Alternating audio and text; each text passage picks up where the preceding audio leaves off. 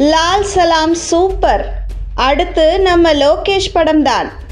ரஜினி சொன்ன தலைவர் 171 update. Super star Rajini தற்போது வேட்டையின் படப்பிடிப்பில் பிஸியாக காணப்படுகிறார். முன்னதாக அவர் கேமியோ ரோலில் நடித்துள்ள லால் சலாம் நேற்று வெளியானது. இந்த நிலையில் இன்று சென்னை விமான நிலையத்தில் செய்தியாளர்களை சந்தித்த ரஜினி தலைவர் 171 படம் குறித்து தரமான அப்டேட் கொடுத்துள்ளார். ஜெயிலரை தொடர்ந்து அடுத்தடுத்து படங்களில் கமிட் ஆகி வருகிறார் சூப்பர் ஸ்டார் ரஜினி. தனது மகள் ஐஸ்வர்யாவுக்காக லால் சலாம் படத்தில் கேமியோ ரோலில் நடித்திருந்தார்.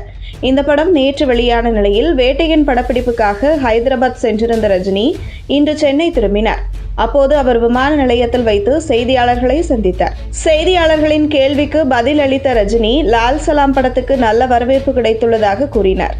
மேலும் லால் சலாம் படத்தை இயக்கிய தனது மகள் ஐஸ்வர்யா, தயாரித்த லைகா நிறுவனம் உள்ளிட்ட படக்குழுவினருக்கும் பாராட்டுகளை தெரிவித்தார்.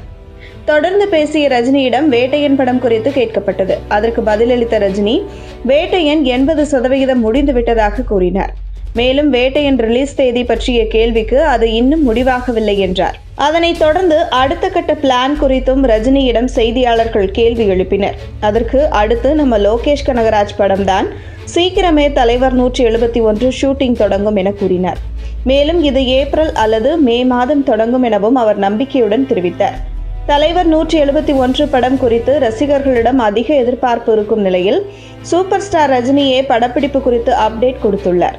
இதனால் சீக்கிரம் தலைவர் 171 ஷூட்டிங் தொடங்கும் என எதிர்பார்க்கப்படுகிறது.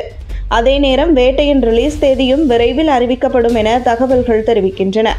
இதனால் ரஜினி ரசிகர்களுக்கு அடுத்தடுத்து ட்ரீட் இருப்பது கன்ஃபார்ம் ஆகியுள்ளது. இன்னொரு பக்கம் லால் சலாம் படத்துக்கு எதிர்பார்த்த வரவேற்பு கிடைக்கவில்லை என ப்ளூ சட்டை மாறன் உட்பட சில சோஷியல் மீடியா டிராக்கர்ஸ் ட்வீட் செய்துள்ளனர். ரஜினியின் ஐடியாலஜி வெட்ட வெளிச்சமாகிவிட்டதாகவும் அதனால்தான் லால் சலாம் படத்துக்கு வரவேற்பு இல்லை என்றும் விமர்சனம் செய்துள்ளனர்.